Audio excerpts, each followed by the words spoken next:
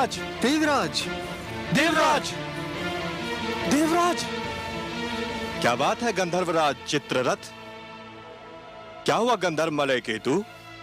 तुम दोनों इतने घबराए हुए क्यों लग रहे हो? क्या कहीं कोई अनर्थ हो गया? अनर्थ हुआ तो नहीं देवराज, पर हो अवश्य सकता है।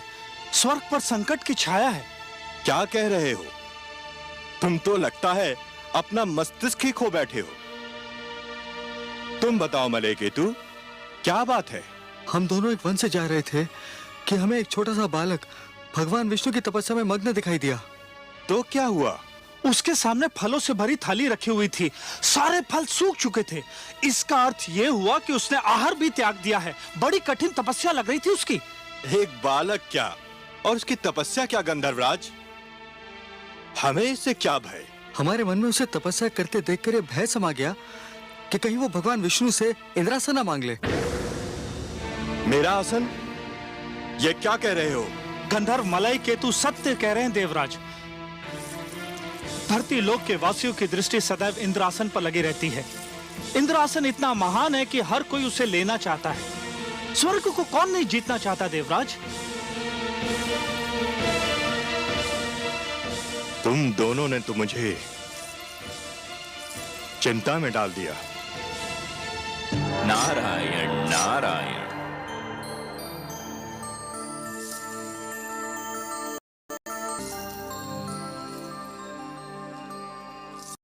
बड़ी शुभ घड़ी में पधारे आप देवर्षि।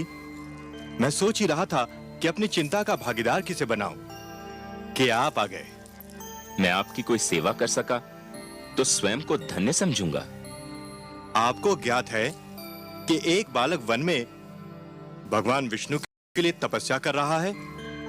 हाँ, मैं जानता हूं। उस बालक का नाम ध्रुव है। क्यों कर रहा है वो तपस्या? बड़ा विचित्र प्रश्न है देवराज। क्या आप किसी को तपस्या करने का भी अधिकार नहीं? परंतु उसकी तपस्या का कोई तो उद्देश्य होगा। तपस्या, साधना, भक्ति और आराधना ये व्यक्तिगत कार्य हैं देवराज। जो जिसकी पूजा करता है वही उसका उद्देश्य समझता है। आराधक और आराध्य के बीच आने का किसी को भी अधिकार नहीं। मुझे इतना भोला न समझिए देवर्षि। धरती के वासी स्वार्थ के बिना ईश्वर की पूजा भी नहीं करते। इस बालक का भी अवश्य ही कोई स्वार्थ है। मानता हूं देवराज, आप सत्य कह रहे हैं, किंतु ध्रुव के विषय में कहना उचित न होगा। क्यों? मानव लोक के वासियों के मन में साधारणतया दो ही प्रलोभन होते हैं। या तो उन्हें सत्ता का लोभ होता है या फिर धन का। ध्रुव महाराज उत्तानपाद का ज्येष्ठ पुत्र है, सो से सत्ता का क्या लोभ होगा? सत्ता तो आज नहीं तो कल उसके हाथों में आनी ही है। और आप तो जानते ही हैं देवराज कि धरती पर जिसके हाथों में सत्ता होती है उसके चरणों में धन का ढेर लग जाता है। सो ध्रुव को अब नहीं हो सकता। हमारे गंधर्व तो कुछ और ही सोचते हैं। क्या सोचते हैं आपके गंधर्व? इनका विचार है और हमारे विचार में इनका विचार कुछ अनुचित भी नहीं कि ध्रुव भगवान विष्णु से वरदान में हमारा सिंहासन मांगने वाला है। नारायण नारायण। देवराज, धरती पर कई बार प्रलय आई और फिर सृष्टि की रचना भी हुई। बदले, शताब्दियां बदली, कल्प बदले, मनवंतर बदले, पर नहीं बदले तो आप। उधर क्षण भर को किसी ने साधना में आंख क्या बंद कर ली, इधर आपका सिंहासन डोल गया। विश्वास कीजिए देवराज, ध्रुव का ऐसा कोई उद्देश्य नहीं है। आप जानते हैं देवर्षि की इंद्रासन पर सबकी आंखें लगी रहती हैं। पहले भी कई बार कई लोग इसे हथियाने का प्रयास कर चुके हैं। मुझे यही चिंता है। आपको चिंतित रहने का इतना अभ्यास हो चुका है देवराज कि यदि आप चिंतित न लगें तो अधूरे से लगते हैं। ध्रुव की दृष्टि में इंद्रासन तुच्छ है। उसकी दृष्टि तो कहीं और ऊंचाई पर लगी हुई है। परंतु आप चाहते क्या हैं देवराज? मैं चाहता हूं कि उसकी तपस्या में बाधा पड़ जाए, उसकी साधना टूट जाए। आप अपनी इच्छा के स्वामी हैं देवराज, किंतु इतना जान लीजिए कि ध्रुव के मन में जो सूर्य उदय हो चुका है उसे विरोध की कोई भी घटा ढांप नहीं सकती। उसके जीवन में जिस सुगंध ने जन्म ले लिया है उसे कोई भी दीवार रोक नहीं सकती। मैं रोकूंगा उसे, आप देखते जाइए। अवश्य दिखाइए। मुझे तो यूं भी आपकी लीला देखने में बड़ा आनंद आता है। नारायण नारायण। रक्षिता, आज्ञा देवराज। रक्षिता, तुम्हें अभी इसी समय धरती पर जाना है, उस वन में जाना है जहां एक नन्हा बालक ध्रुव भगवान विष्णु के लिए तपस्या कर रहा है। तुम्हें उसकी तपस्या भंग करनी है। जो आज्ञा देवराज। उसकी तपस्या भंग करने का ढंग मैं बताता हूं तुम्हें, ध्यान से सुनो। ओम नमो भगवते वासुदेवाय। ओम नमो भगवते वासुदेवाय। ओम नमो भगवते वासुदेवाय। ओम नमो भगवते वासुदेवाय। ओम नमो भगवते वासुदेवाय। ओम नमो भगवते वासुदेवाय। ओम नमो भगवते वासुदेवाय। ओम नमो भगवते वासुदेवाय। ओम नमो भगवते वासुदेवाय। ओम नमो भगवते वासुदेवाय। ध्रुव, ओम नमो भगवते मेरे पुत्र, वासुदेवाय। तू यहाँ है ओम नमो और मैं तेरी खोज में न जाने कहां कहां भटक रही थी। ओम नमो भगवते वासुदेवाय। ओम आंखें तो नमो खोल मेरे राज भगवते दुलारे। वासुदेवाय। ओम देख, नमो भगवते वासुदेवाय। देख मैं तेरे सामने खड़ी हूँ। ओम नमो भगवते वासुदेवाय। देख तेरे वियोग में ओम नमो भगवते मेरी क्या दशा हो वासुदेवाय। ओम नमो भगवते वासुदेवाय। ओम नमो भगवते वासुदेवाय। ओम अरे, नमो भगवते वासुदेवाय। तू तो मेरी बात ही नहीं सुनता। ओम नमो भगवते वासुदेवाय। पहले मेरी एक पुकार पर ओम नमो भगवते मेरे पास दौड़ा चला आता था, वासुदेवाय। ओम नमो मेरी बाहों में भगवते समा जाता था। वासुदेवाय। ओम नमो भगवते वासुदेवाय। ये तुझे क्या हो गया है ध्रुव? ओम नमो भगवते वासुदेवाय। ओम नमो न जाने किसने भगवते जादू टोना कर दिया मेरे राजकुमार पर। ओम नमो भगवते वासुदेवाय। मेरे लाल, बंद कर दे अपनी तपस्या। ओम नमो भगवते तेरी इच्छा पूरी हो गई है। ओम नमो महाराज, भगवते तुझे अपनी गोद में बिठाने को तैयार हो गए हैं। नमो भगवते तेरी विमाता सुरुचि ने भी अपनी भूल स्वीकार कर ली है। भगवते वासुदेवाय। चल मेरे लाल, ओम नमो राजमहल भगवते तेरी प्रतीक्षा कर रहा है। वासुदेवाय। ओम नमो भगवते वासुदेवाय। ओम नमो भगवते वासुदेवाय। हाय मेरे भाग्य, ओम नमो मेरी आंखों की तारी, वासुदेवाय। मेरे मन के चैन। ओम नमो ये तेरी आयु भगवते नहीं तपस्या करने की। वासुदेवाय। ओम अभी तो तेरे नमो खेलने कूदने के दिन हैं। वासुदेवाय। तूने अभी जीवन में देखा ही क्या है? भगवते वासुदेवाय। ओम नमो भगवते तुझे मेरी सौगंध, वासुदेवाय। बंद कर दे ये जाप। ओम नमो भगवते वासुदेवाय। ओम नमो भगवते वासुदेवाय। यदि तूने ये जाप नहीं बंद किया ओम नमो भगवते तो मैं अभी यहीं तेरे सामने ओम नमो अपने भगवते प्राण त्याग दूंगी। वासुदेवाय। ओम नमो भगवते वासुदेवाय। ओम नमो भगवते वासुदेवाय। ओम नमो भगवते वासुदेवाय।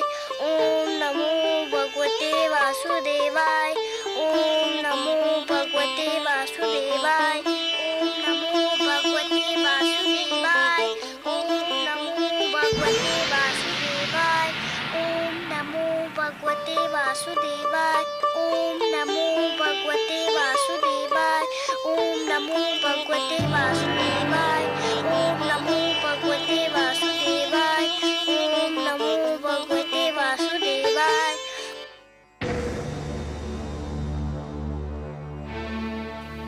तुमने खाना छोड़ दिया है।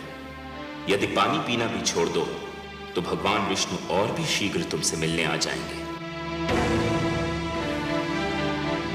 ओम नमो भगवते वासुदेवाय। ओम नमो भगवते वासुदेवाय।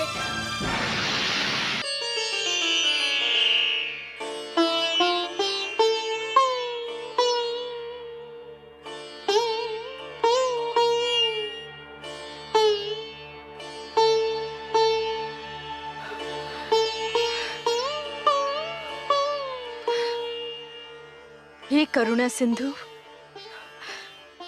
हे प्रभु, न जाने क्यों मेरा मन कांप रहा है।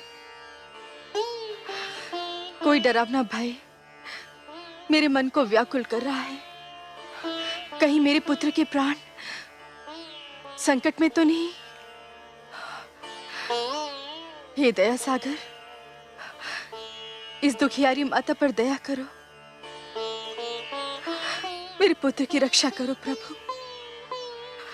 मेरे पुत्र की रक्षा करो प्रभु। मेरे पुत्र की रक्षा करो।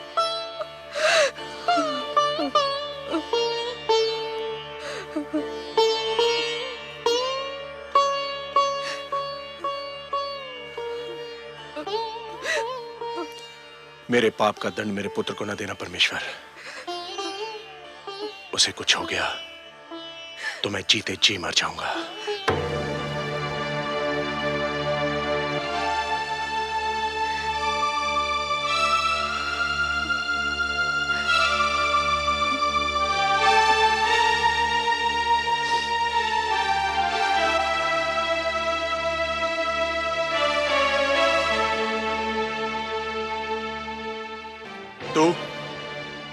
तू क्या करने आई है यहां?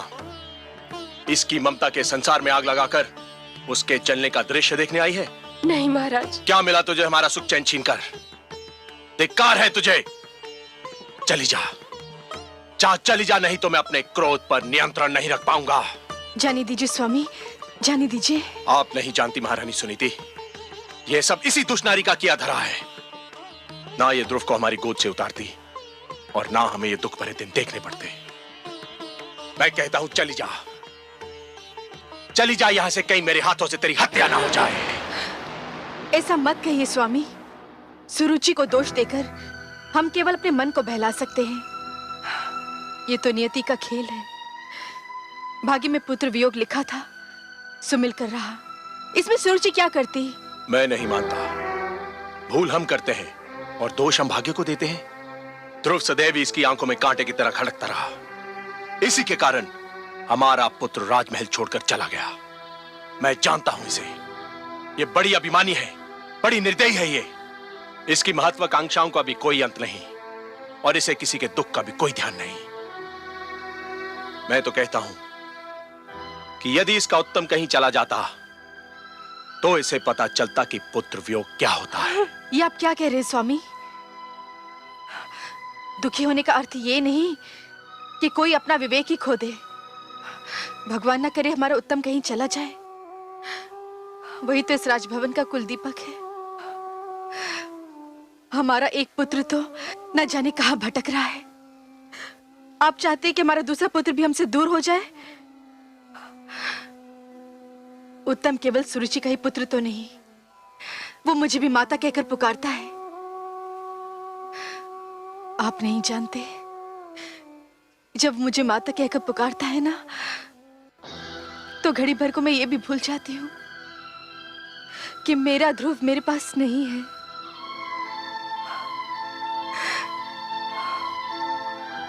उत्तम के लिए कोई भी शब्द आप अपने मुंह से मत निकालिएगा।